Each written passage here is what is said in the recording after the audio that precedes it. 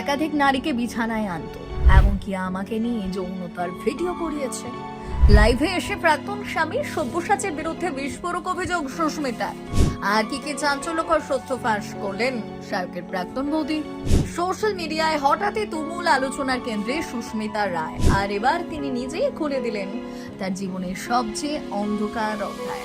নতুন সংসার আর মাতৃত্বের জল্পনার মাঝে একের পর এক পোস্টে সামনে আনলেন ব্যাংক লেনদেনের প্রমাণ, বিতর্কিত চ্যাট যেখানে স্পষ্ট হুমকি আর মানসিক চাপের ইঙ্গিত।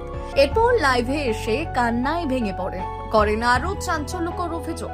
তার দাবি, বিয়ের পরেও সব্যসাচী চক্রবর্তীর একাধিক সম্পর্কে লিপ্ত ছিল। তাকে বাধ্য করা হয়েছিল এমন কিছু করতে যা তিনি কখনো চাননি।